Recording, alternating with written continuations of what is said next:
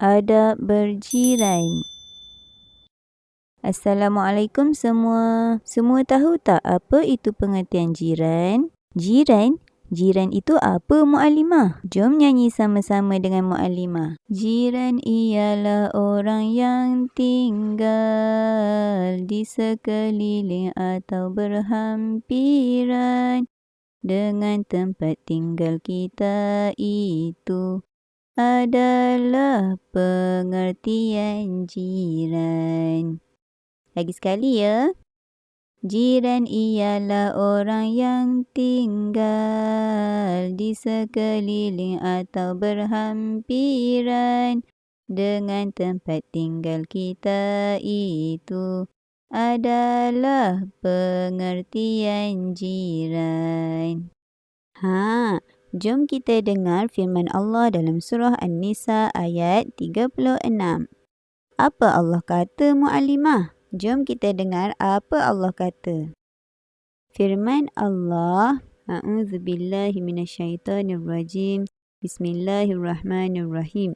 Wa'budullaha wa la tusyriku bihi syai'an wa bilwalidaini ihsana وبالوالدين إحسانا وبذي القربى واليتامى والمساكين والجار ذي القربى والجار الجنب والصاحب بالجنب وابن السبيل وما ملكت أيمانكم إن الله لا يحب من كان مختالا فخورا. Sadaqallahul Azim. Maksudnya, dan hendaklah kamu beribadah kepada Allah dan janganlah kamu mempersekutukannya dengan suatu apa jua.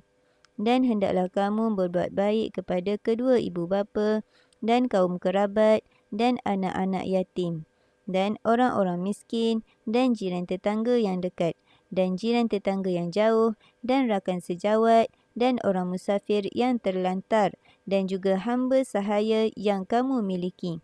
Sesungguhnya Allah tidak suka kepada orang-orang yang sombong, takbur dan membangga-banggakan diri. Allah berfirman, sembahlah Allah dan jangan kamu sekutukan Allah dengan sesuatu pun. Apa maksud sekutukan Allah? Sekutukan Allah ni bermaksud ia menyamakan Allah dengan benda lain.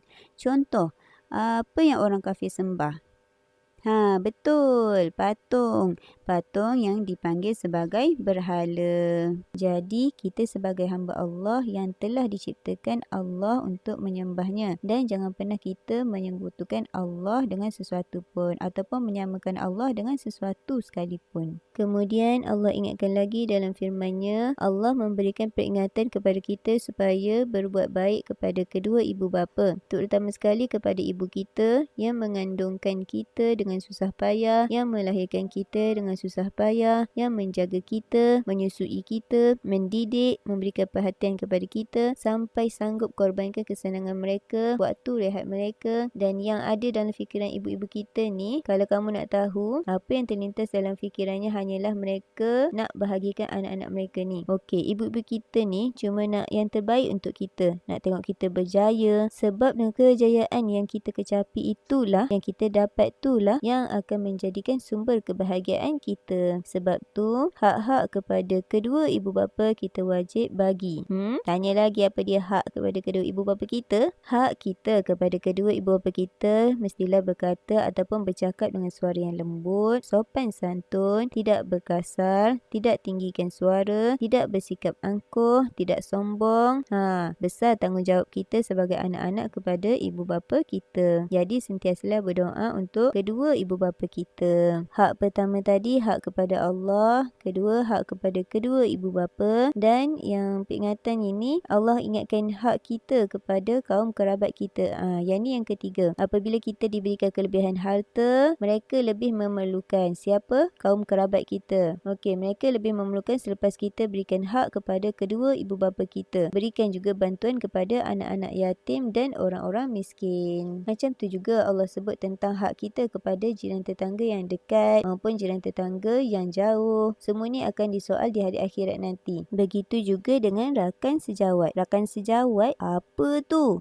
Rakan sejawat ni maksudnya rakan kerja. Rakan kerja bersama kita yang berdekatan dengan kita. Rakan kerja bermaksud sahabat ataupun kawan. Okey, apa artinya sahabat? Kalau tidak bekerjasama, tak saling tolong-menolong. Betul kan? Hidup ni dengan sahabat, dengan kawan yang betul-betul penuh dengan kasih sayang dan kerjasama akan terasa indah je. Tapi walaupun kita memiliki harta benda yang banyak dan tidak memiliki sahabat ataupun kawan ataupun teman yang baik yang dapat dipercayai, maka keindahan dunia akan hilang. Sebab tu musuh banyak, teman yang baik sangat sikit. Orang yang rugi yang tidak memiliki teman ataupun sahabat ataupun kawan. Yang lebih rugi lagi tidak menjaga teman ataupun sahabat ataupun kawan yang telah dia miliki. Wa benis sabil, dan orang musafir yang terlantar. Musafir maksudnya orang yang merantau, terlantar maksudnya sakit. Orang yang merantau di satu daerah sama ada untuk belajar ataupun berusaha mencari rezeki yang kehabisan bekalan makanan, sumber rezeki, walaupun mereka bukan orang yang kita kenal ataupun bukan saudara mara kita, tapi mereka yang datang dari jauh, saudara sesama Islam, kita wajib untuk menolong mereka. Sekiranya mereka berlainan agama, mereka saudara, sama-sama manusia, berasal dari ayah ibu yang sama, perbezaan agama tidak menghalangi kita untuk membantu mereka yang memerlukan. Sebab inilah contoh yang diajarkan oleh Nabi kita, iaitu Nabi Muhammad SAW.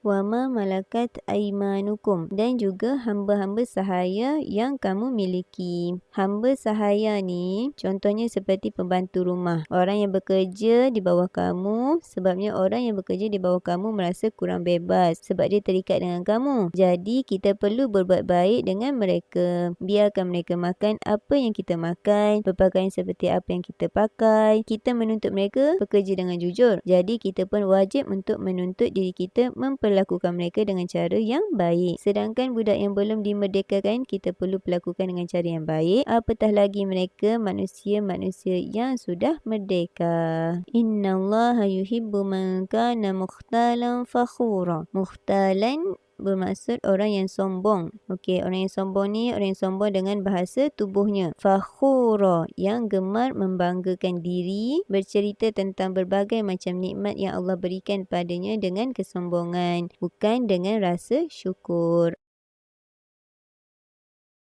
Siapa tahu apa adab kita dengan jiran? Saya tahu, Mu'allimah. Cuba kamu sebutkan. Ada adab berjiran. Bertolak ansur.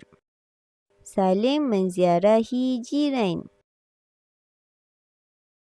Sentiasa menghargai jasa jiran. Memelihara kehormatan dan harta jiran.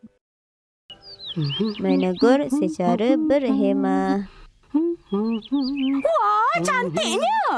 Oh, ya ke? Bunga tu lah. Kalau ya pun janganlah cakap bunga tu. Kamu ni sinchan.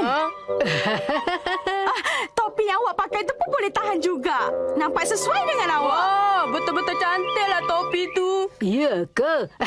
Kalau pakai topi biasa kepala rasa rimas. Kalau pegang payung susah pula nak buat kerja kan? Sebab itulah saya pakai topi yang macam ni. Saya memang suka dengan topi penama matahari. Oh ya, tak sedap pula berbual macam ni. Marilah masuk minum teh dulu. Tapi... Tak apa, marilah masuk. Jangan malu-malu. Silalah minum ya. Terima kasihlah ya. Sedapnya bau. Teh apa ni? Teh pudina dari pokok saya yang ada di laman tu. Oh, bagus betul. Fadilat beradab dengan jiran. Pertama, disukai Allah Ta'ala dan Rasulullah. Kedua, menghubungkan silaturrahim. Ketiga, hidup tenang dan aman. Keempat, masyarakat bersatu padu. Kelima, melahirkan suasana yang ceria. Dan yang terakhir, menimbulkan sifat bantu-membantu antara jiran. Akibat tidak beradab dengan jiran. Pertama, kehidupan tidak tenang. Kedua, terpinggir daripada masyarakat. Ketiga, menjejaskan keharmonian hidup bermasyarakat. Keempat, tiada sifat bantu-membantu ketika dalam kesusahan.